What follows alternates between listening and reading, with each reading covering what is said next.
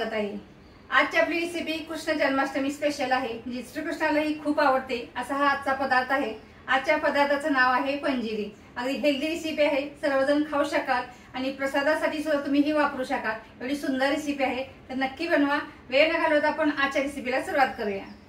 पंजिरी बनवण्यासाठी आपल्याला लागणार आहे ते म्हणजे तूप। मी ते पाव कप तूप घेतलेलं आहे। आपण या पॅन मध्ये टाकून आता वितळून घ्यायचं आहे। थोडंसं वाटीत पण मी शिल्लक ठेवते, आपण जेणेकरून आपण पुढे पण वापरणार आहे, कारण सगळ्या तुपाचा वापर करणार आहे। तूप आता पूर्णपणे वितळलेलं आहे। आता याच्यामध्ये आपण डिंक तळून घ्यायचं आहे। मी इथे थोडासा डिंक घेतलेला आहे, आवडीनुसार कमी किंवा जास्त घेऊ शकता। याच्यामध्ये असं काही नाही प्रमाण की तुम्ही डिंक एवढा घेतला पाहिजे किंवा ड्रायफ्रूट एवढे घेतले पाहिजे, असं काही नाही। आता थोडं थोडं टाकायचं आणि तळून घ्यायचं। डिंक चांगला फुलतो आणि चांगला असा तळला गेला की म्हणजे कुरकुरीत लागतो। आपण अशा पद्धतीने तळून घेऊया। डिंक पण आता तळून झाले, आपण काढून घेऊया आणि उरलेला सुद्धा अशाच पद्धतीने तळून घेऊया। तुम्ही अशा पद्धतीने ही रेसिपी बनवून बघा, तुम्हाला असं वाटेल की नेहमी घरामध्ये हा पदार्थ असायलाच पाहिजे। एवढा सुंदर होतो, चवीला तर इतका छान लागतो। आता उरलेला डिंक पण आपण तळून घेतोय।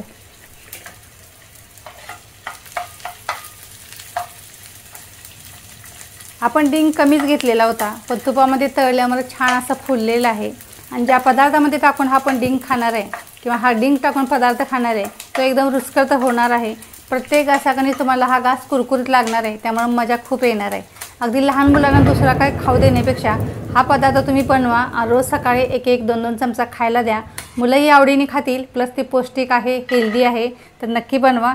आता आपण बदाम घेतलेले आहेत 15 ते 20, ते सुद्धा आपण तळून घेऊया। आणि हे ड्रायफ्रूटचं प्रमाण आहे तुमच्या आवडीनुसार कमी जास्त करू शकता। म्हणजे असं काही परफेक्ट प्रमाण नाही की बदाम एवढंच घ्यायला पाहिजे, काजू एवढंच घ्यायला पाहिजे, असं काही नाही। तुमच्या आवडीनुसार कोणतेही ड्रायफ्रूट याच्यामध्ये ॲड करा। आता बदाम तळून झालं, काढून घेऊया।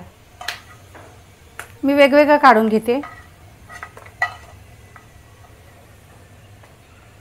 आता 15 ते 20 काजू घेतलेले आहे, ते पण आपण तळून घेऊया। तुपामध्ये तळलेले ड्रायफ्रूट चवीला लागतातच, असे कोरडे खाऊ शकता, पण आपण जो पदार्थ करणार आहे त्याच्यामध्ये अजून रुचकर होणार आहे। आता काजूही तळून झाला, कलर चेंज झालेला आहे, काढून घेऊया।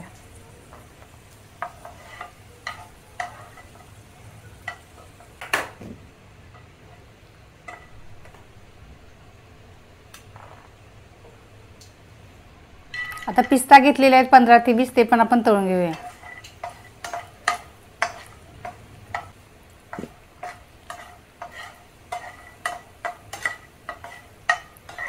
तळून झाले, काढून घेऊ। आपण ड्रायफ्रूट एकाच प्लेटमध्ये काढून घेतलेले आहेत, काजू, बदाम आणि पिस्ता। नंतर मी तुम्हाला सांगणार आहे की वेगवेगळं मी का काढलेलं आहे। त्यानंतर आता मनुके घेतलेत 15 ते 20, तेही तळून घेऊया। आणि छान असे तुपामध्ये तळले की अशी मस्त अशी फुलतात ते, आणि दिसायला बघा किती सुंदर वाटतात। तळल्यावर तुम्हाला दिसेल कुठल्याही गोड पदार्थामध्ये मनुके असलेला खूप सुंदर लागतो पदार्थ।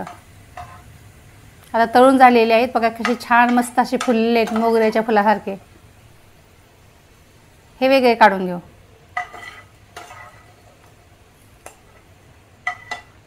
आता याच तुपामध्ये आपण बाकीचे पदार्थ सुद्धा तळून घेणार आहे। मी ते मखाणे घेतलेले आहेत 1 वाटीभर, ते सुद्धा ह्या तुपामध्ये तळून घ्यायचे आहेत किंवा भाजून घ्यायचे आहेत।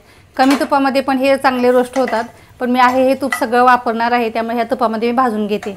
एकदम कुरकुरीत होईपर्यंत आपल्याला हे मखाणे भाजून घ्यायचे आहेत। मखाणे चांगले तळले गेले, कुरकुरीत झाले तर मग मस्त मिक्सरला वाटले जातात। आता कलर चेंज झालेला आहे, एकदम कुरकुरीत तळून घेतलेले आहे, तर काढून घेऊया।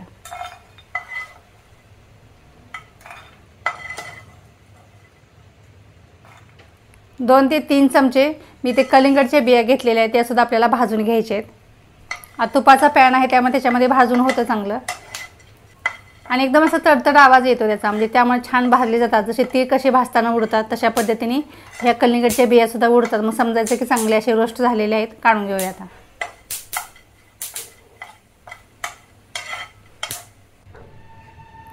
आता सुकं खोबरं घेतलेलं आहे अर्धी वाटी, हे डेसिकेटेड कोकोनट आहे। तुम्ही घरचं खोबरं किसून घेतलं तरी चालेल, इथे अर्ध्या वाटीचं प्रमाण घेतलेलं आहे। प्रमाण कमी किंवा जास्त करू शकता खोबऱ्याचं सुद्धा। असं गोल्डन ब्राऊन होईपर्यंत आपल्याला भाजून घ्यायचं आहे। खोबऱ्याचा कलरही हळूहळू चेंज व्हायला लागलेला आहे। आता पूर्णपणे खोबरं छान भाजून झालेलं आहे, आता काढून घेऊया। आता याच पॅनमध्ये आपण भाजून घेणार आहे ते म्हणजे गव्हाचं पीठ. 1 वाटीभर गव्हाचं पीठ घेतलेलं आहे. आता हे एकदम खमंग भाजून घ्यायचं, म्हणजे हे जे पिठाचा छान असा स्मेल येत नाही तो पण पीठ भाजायचं. तर स्लो गॅसवरती पीठ भाजून घ्यायचं. आपण वाटीमध्ये थोडंसं तूप ठेवलं होतं ते तूप आपण सगळं आता वापरणार आहे.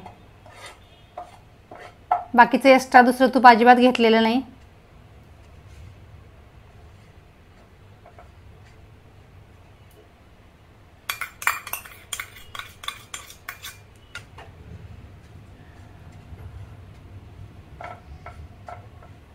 स्लो गॅसवर चांगलं भाजलं की पीठ व्यवस्थित भाजलं जातं, म्हणजे जळत पण नाही आणि खमंग असा स्मेल येतो याचा.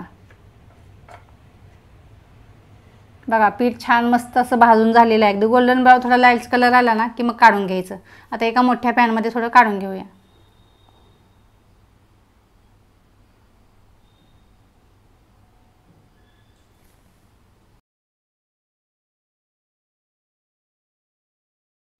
पीठ थोडंसं पसरवून घ्यायचं. आपण बाकीची प्रोसेस करे पण ते पीठ थंड होईल. आपण काजू बदाम आणि पिस्ता भाजून घेतलेलं होतं, पण सगळं थंड झाल्यावर मग वाटून घ्यायचं आहे. आपल्याला पेस्ट करायची नाही किंवा याची पावडर तयार करायची नाही. थोडंसं जाडसर वाटून घ्यायचं, म्हणजे थोडीशी भरड काढून घ्यायची.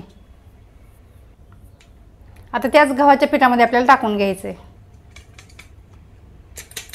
त्यानंतर आपण वाटून घेणार आहे ते म्हणजे सुकं खोबरं जे भाजून घेतलेलं होतं ते एकदम असं बारीक असेल तर तुम्ही असे चुरून पण टाकू शकता. मी आता मिक्सरला हे जाडसर असल्यामुळे थोडंसं मिक्सरला जाडसर वाटून घेते, म्हणजे जसं लांब लांब होतं ना म्हणून मी मिक्सरला थोडंसं जाडसर फिरवलं.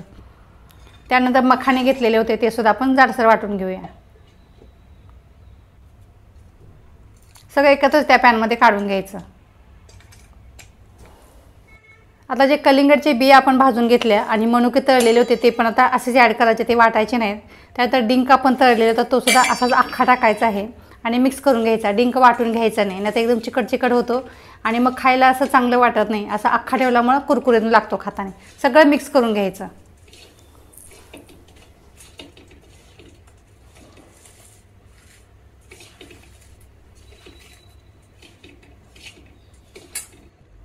आता मिक्स करून झालं की याच्यामध्ये आपल्याला टाकायची ती म्हणजे वेलची पावडर किंवा जायफळ पावडर पण तुम्ही टाकू शकता. मी फक्त वेलची पावडरचा वापर केलेला आहे. अर्धा चमचा घेतलेला आहे. आता मिक्स करून घेऊ.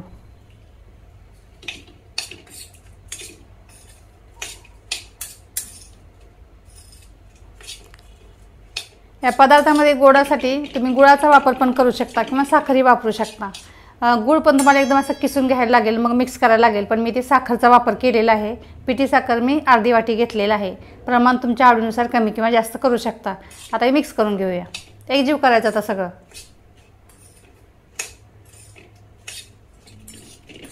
हा तयार केलेला पदार्थ फक्त प्रसादासाठीच नाही तर अगदी बाळंतिणीला सुद्धा हा पदार्थ देऊ शकता, इतका पौष्टिक आहे.